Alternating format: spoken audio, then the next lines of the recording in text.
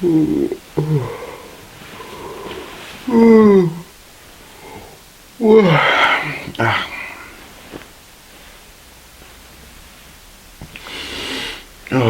time is it?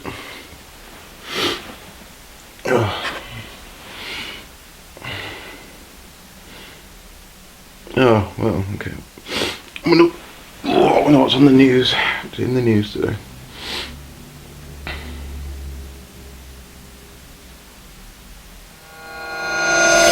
What?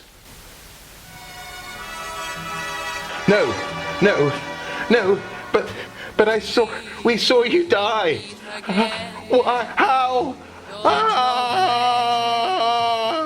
Don't know where, but I know we'll meet again some sunny day.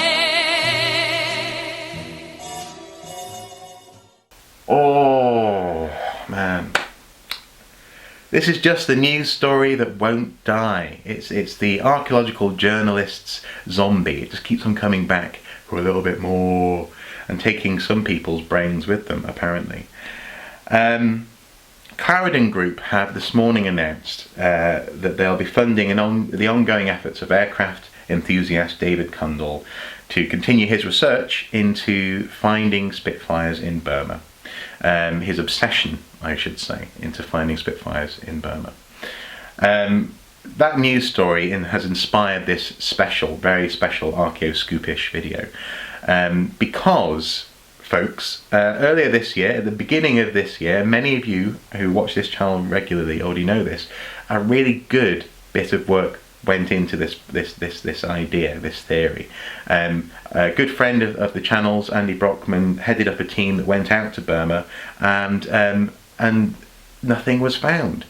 Good documentary evidence shows actually that it's highly unlikely that Spitfires were even there to be buried, never mind that they were buried. They did the due diligence, they did the proper geophys, they dug more or less where David asked them to dig, David Kundal asked them to dig, and nothing was found. Yet, I continue to receive on Spitfires in Burma videos on this YouTube channel, posts such as this. They have been found complete with there are articles out there complete with pictures of the planes in crates still covered in wax paper.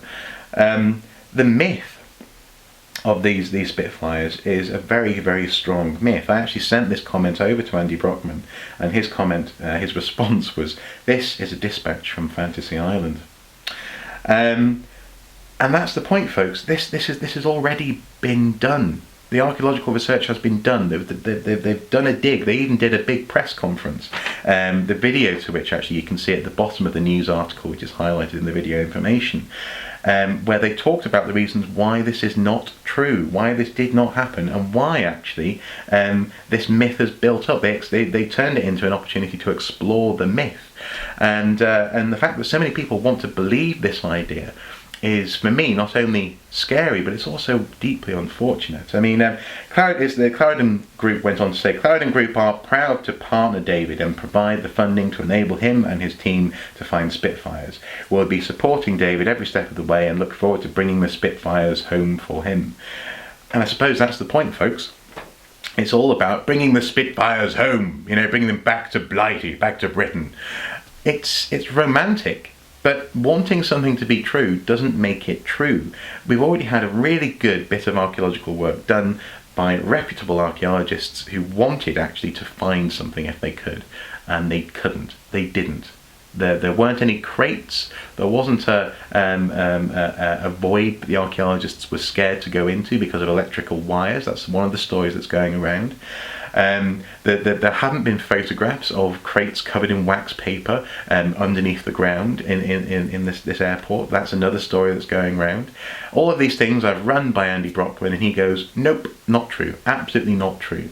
And why would he hide that? I mean, Andy is an enthusiast. He loves the period, he loves archaeology, and he loves Spitfires. Why on earth would he not want to find those things? The point is, good work has been done, and it's being ignored, all because of this myth, all because of this very charismatic myth.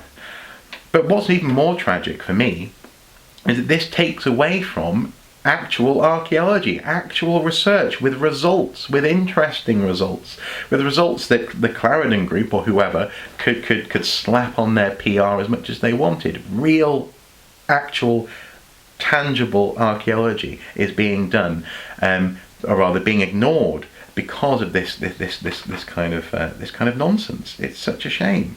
Wargaming.net, they would have loved, when they funded the research back at the beginning of this year, loved to have found something, but nothing was found. And actually they had to walk away from David Cundall because, frankly, it was a little bit embarrassing how he won't let go of this story. So it's such a shame, because, as I say, it diverts funds and attention away from actual archaeology because of an aircraft enthusiast, a farmer from Lincolnshire, who will not drop this, despite the fact that so many people are saying it's not true. If it turns out to be true, wonderful, great. I'll be the first person to make a video saying, "Wow, blimey, wasn't I wrong?" But the evidence, the research, the digging on site, and the reputable archaeologist who was there and who did the research and who's told me repeatedly, we've had private conversations about this, they're all pointing to the fact that actually I'm right to be sceptical on this, and so are so many other people out there. And I just wish this story would just drift peacefully into the records. It's not going to turn out to be true, especially certainly not in the way that it's been put forward up until now. Unless some dramatic new evidence comes about, I'm afraid this is not a true thing, and therefore the research is being done. It's not going to lead to anything which is substantial. It's not going to lead to several planes flying back to Britain. I'm losing my words because I'm so dismayed. Actually, I'm not angry or upset. I'm just dismayed by the fact that this news article won't die. Anyway, for more on that story, and also all the other stories in the past few days, please do, as always, check out the links in the video information below. They're there for your delectation and delight. And I'm sure this video is going to get all sorts of comments below about how the Spitfires are there. They are definitely there, but this is one of the reasons actually that I like archaeology. Archaeology appeals to me, is because it's based on what's found, and sometimes, and actually often also on what's hinted at by what's been found as well. But in this instance, not only has nothing been found, but also there's not a hint that there is something to be found, and therefore, yeah, comment all you want. It doesn't make it true. Anyway, until next time, folks, please do take care. Bye bye.